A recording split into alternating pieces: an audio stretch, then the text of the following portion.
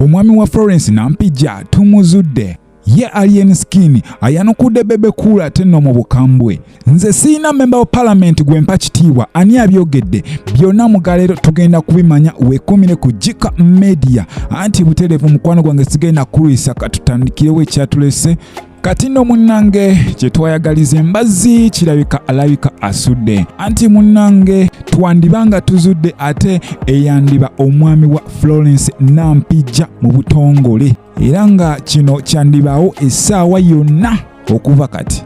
Kino nno kize oluvannyuma lw'ebifaananyi ebimu ebyafulumye bino nno nga byalabikiddemu omwami omu ono nno nga amanyikiddwa nga Isimake era nga bano balabiddwako ng'ate mwanattu basala keeki ate nno nga bali babiri era nno mwanattu kino kigambibwa mbu ono yandeba ng'ate ye mwami wa Florence Nampijja era nga omwanattu ono abadde yeekwese okumala akaba naye ndowooza amaze n'avaayo gy'abadde. Wano neera abantu ab'enjawulo nno bazze bakiggumiza nti kino kyandibanga mwanattu kituufu kubanga Florence Nampijja ono tujjukira bulungi twamulabako nti yali metroni ate ku mukolo gwa mwana muwala amanyikiddwa nga Rape ate nga Rape omu anti ono twagenze maaso ne tumulaba ku birthday ya mwana muwala ono Florence Nampijja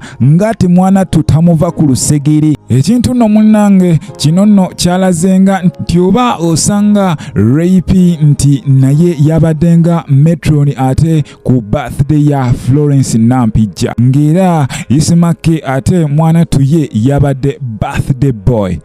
Era singa wubanga ogenze maaso ne weetegereza mwanattu era ebifaananyi ebyo ojja kwetegereza ku keeki anti kwabaddeko akagambo akasufu kano nno kabadde kasoma nti happy birthday my sweetheart era nga bangi bagamba nti lwaki tekwabaddeko happy birthday Florence Nampijja. Awo nno nange wenfuniramu akantuntu nti oba osanga bano bandibanga batuzanyira ku mutwe nga yono omuntu omutuufu omwanattu bulijjo gwe twebuuza bulijjo gwe tulinda tewerabira gwe mukwano gwange nti oli ku Jika Media ensibuko y'amawulire. Bwe tweyongerayo maaso waliwo olutalo mwanattu naye nga olutalo luno lwa bigambo.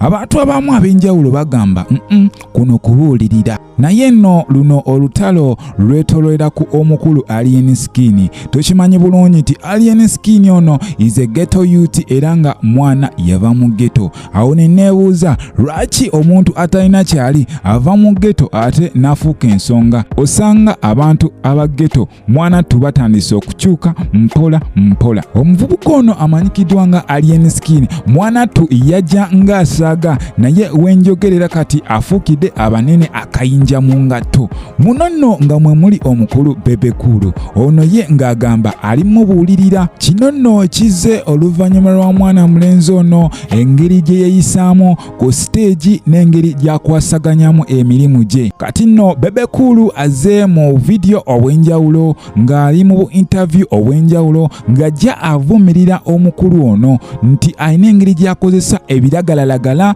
ate nga abikozesa mu public era nga mwanattu bino byonna byakola bebe cool yagamba nti ate bino bivumaganya omulimu gwabwe bo ng'abayimbi era nga abaana abato abawa ekyokulabirako ekibi ekintu ky'ogamba nti oba kyandibanga kituufu. Wano nno bebe cool wayogeredde ku njaga omukulu ono gy'anywera ate ku stage ekintu ky'oyinza okugamba nti si kituufu kw'ossa n'okugaaya akakoola bino byonna nga osanga byesittaza era nga bebe cool ayongeddeko n'agamba nti n'omukulu ono music gwakuba ate mwana tutagenda kuwangala yadde n'akatono era waba mugezi abale ekiddako wabula bino byonna nga byogerwa omukulu alien skin abaddeyo ng'abiwulira era nga abiraba era nga amuzzeemu mu ngeri eraga nti oba osanga ye tatiisibwatiisibwa. Ye alien skin mu bigambo byagamba nti ye tebamutiisatiisa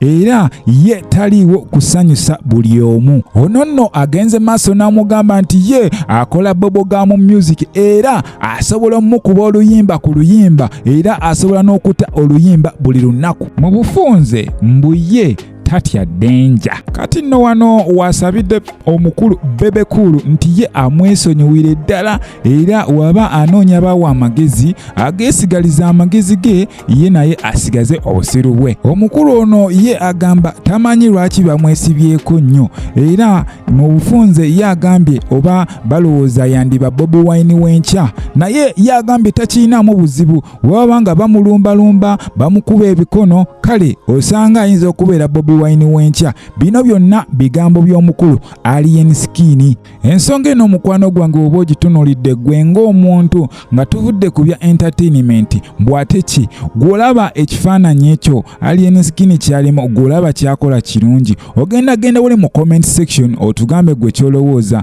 kubanga nze ndowooza omuyimbi yenna okubeera owakabi osanga tinti alina okukozesa ebiragalalagala ng'enjaga ng'ebikoola era awo nno wenkubiriza munnange gwe omuyimbi yenna atandika naawe ayagala okwegatta ku industry nti osobolera ddala nno okubanga okikuba ate nga tokozesezza biragalalagala kubanga at the end ogenda kukosa obulamu bwo. Bangi abayimbi abamanya abanene tubalabye munnange ng'ate batuva ku maaso abamu ne balumbibwa ebirwadde nga tebakyasobola te kwasaganya omulimu ogumanyiddwa nga ogw'okuyimba lwa nsonga yakozesa biragalagala.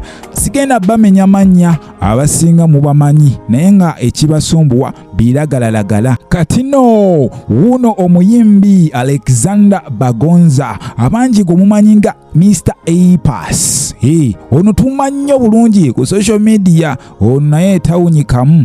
Ati no avuddeyo naawe ensonga ye era aziwadde eziwerako n'agamba ba MP oba ba member ba parliament abasinga mwanattu ate bo tabaweerako ddala yadde akatiibwa n'amenya ensonga ye. Ono mwanattu era agambye nti n'abayimbi bangi ab'enjawulo abanene nno ddala bazze basaba abantu ate okubawa ekitiibwa n'agamba nti oba osanga nabo baba tebasaanidde. Wano nkoleddeyo omukulu amanyikiddwa nga Eddie Kenzo. Eddie Kenzo oyo tumumanyi bulungi nnyo mu kutunda eggwanga Uganda anti ono afunye award ez'enjawulo ate nga azijja mu mawanga ag'enjawulo. Kinono kimufudde omuyimbi akyasinze ate mwanattu okutunda eggwanga lye erimanyikiddwa nga erya Uganda. Naye omukulu A-Pass avuddeyo n'agamba nti ono ayagala nnyo abantu okumuwa ekitiibwa naye osanga ate ebikolwa bye mwanattu tebimuweesa kitiibwa ekyo kyayagala. Wano nno omukulu A-Pass oba gwe wandiise Alexander Bagonza wagambidde nti omuntu yenna asobola okuweebwa ekitiibwa mwanattu singa abantu balabira ddala nga mu butuufu asaanidde obanga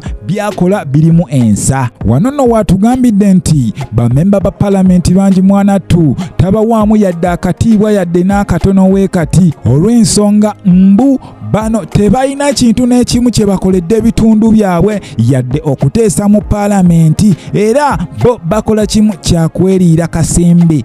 Era nno mwanattu yagamba nti asobola okuwaata nno MP yenna ekitiibwa singa atuukiriza ebyo mwanattu bye yasuubiza abantu nga bamulonda wali mu kalulu. Tukimanyi bulungi nti MP yenna oba omuntu yenna nga political leader balina ebigambo ebiwo mu mwanattu ate bye batugambaawo ngenda bakolera kino ngenda bakolera kiri ate mwanattu ne bitukuba amatu n'ogamba kanteekeyo ono munnange yanankolera naye batukola nnyo ka disappointment yako anti n'olinda bye yabasuubiza nga tobiraba. Wano no A-Pass waviriddeyo n'abalumba n'abagamba amazima omanyi amazima gakaawa. Nyongera okujjukiza nti oli ku Jika Media ensibuko ya mawulire era teweerabira ku subscribinga teweerabira commentinga likinga ate mwanattu emirimu gitambule bukwaku.